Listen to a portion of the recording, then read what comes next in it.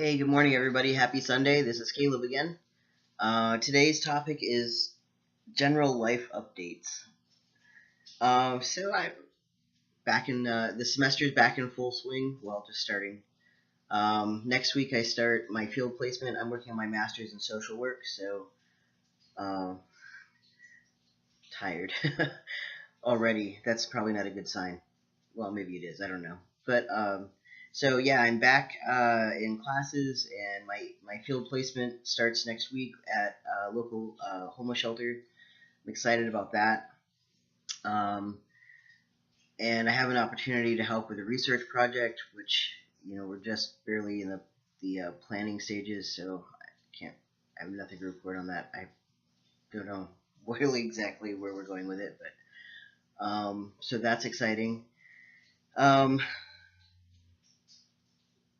I start a new job September 5th. I'm teaching medical assisting. Some of you might know that my career for a little over 20 years was as a medical assistant, basically. I got trained in the Navy as a hospital corpsman, and when I got out, I challenged the exam and the state exam and became a certified medical assistant. So I did that for the last 22 years or so. And now I'm changing careers to social work, as I mentioned, getting my master's. So I'm giving back in my way, closing the door on my medical assisting career, like that completion of it is to give back what little bit I might have learned in the last couple decades to the next generation of medical assistants. So I've been substitute teaching classes, and that's really awesome. I will get my formal class assignment for what I'm teaching September 5th. So very excited about that. A little nervous. I've never. These are my first like actual formal teaching experiences. So I'm really just figuring it out. It's very humbling. And it's funny is like I said, I was a medical assistant for over 20 years, and I worked in family practice, urgent care, neurology, dermatology, um, open heart recovery as a patient care tech. Like mental health. Where else did I work? Pain management. I feel like I worked the gamut, really. Surgery, orthopedics. Was a registered orthopedic tech as well at one point.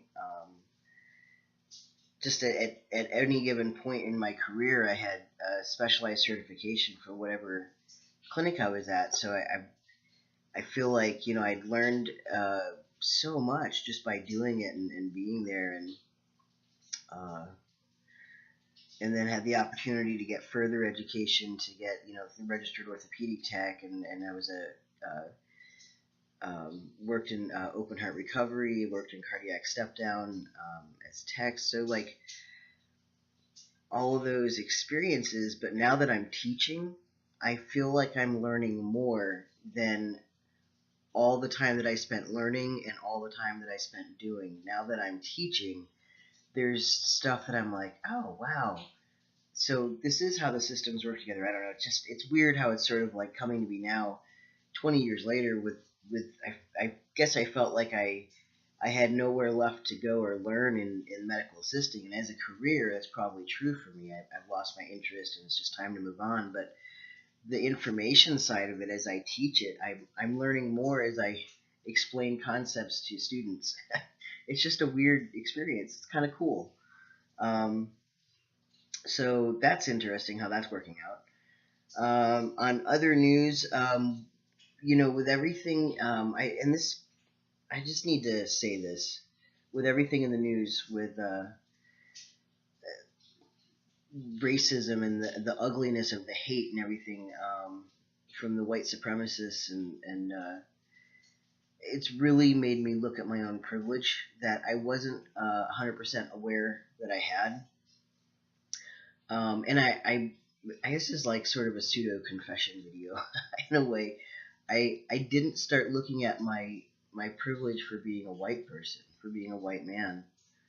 Um, and even before I started transition, I just didn't look at it really, didn't acknowledge it until I came out and started feeling my own form of discrimination just because I was trans. With it's a light, I guess comparatively, if I were to compare, I don't know if that's healthy, but it seems like a very light form of discrimination that I experience because I happen to have the correct skin color and I happen to, quote, pass. So I don't get a lot anymore. I don't get a lot of discrimination anymore. I don't get a lot of nonsense anymore. But I guess the source of shame for me is that I only started looking at my white privilege when I started having my own issues with discrimination and made me start questioning things. So now I'm learning more. I'm interacting with my friends of color and finding out how can I be an ally to them. It's something that I noticed about myself. I've been out for a couple of years now, 3 years or so, 4. I've spent all this time congratulating myself on being just an amazing human being. And like how arrogant. Not that it's bad to think that I'm an amazing human. We should all have that. I think we should all have that, self-esteem. And it doesn't.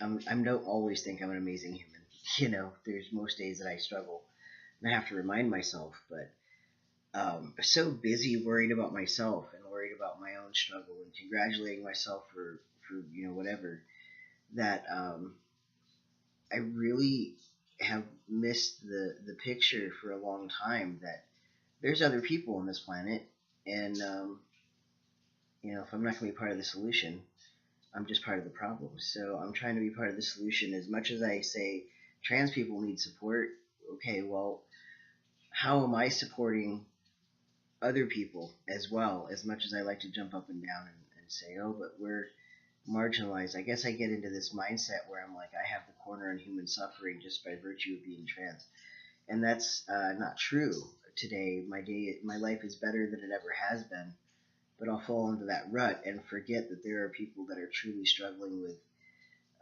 unsurmountable odds. So, anyway, just wanted to leave that life update there. It's a different perspective for me, and I'm exploring that and seeing how I can be part of the solution today. So, hope you all are good. Happy Sunday. Don't forget to click the subscribe button, and if you would like to be a paperboy, leave me your email or shoot me a text, a message. I'll get you connected to Ty and get you the email to send your audition video. Thanks, y'all. Have a good Sunday.